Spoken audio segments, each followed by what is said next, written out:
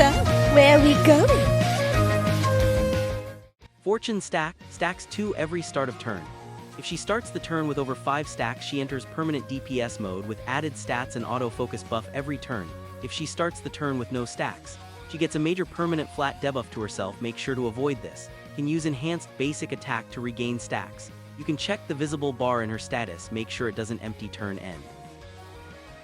Double Edge Curse, use at 3 stacks to debuff enemies and get Risk Taker Lunatic.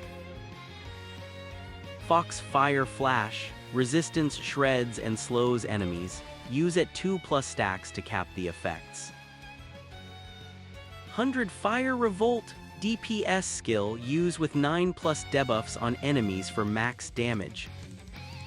Stellar Passive, start of battle DPS mode and gives one-time prevention of 0 stack flat debuff state.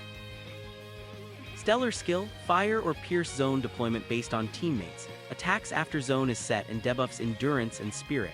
Also applies pain on enemies. In burst set zone and huge multi-hit attack. Applies delayed and eagle eyes to self. Stacks 5 fortune stack in burst 2.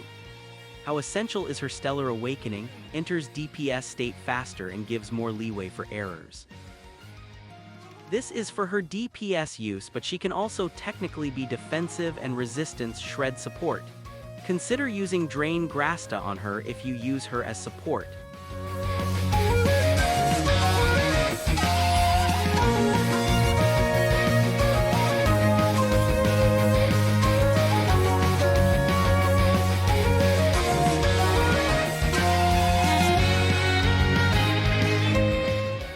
Hozuki is now one of the best Pierce DPS and will do well in Pierce teams. Also decent in Fire, but Fire has a lot of DPS options. Laclair is good for pure Pierce teams in general. Annabelle Extra Style will be the sub-DPS here while also providing buffs and sustain. Uella will provide Hozuki with buffs and also Barrier Pierce if needed. My opinions on Hozuki. Stack-based DPS with support utility. She is now a much stronger DPS, only problem is you need to be careful with her stacks. If you are not careful, ending turn at 0 stacks makes her pretty useless for the rest of the fight. Putting the stack part aside, she gets a lot of strong resistance debuffs and self-buffs.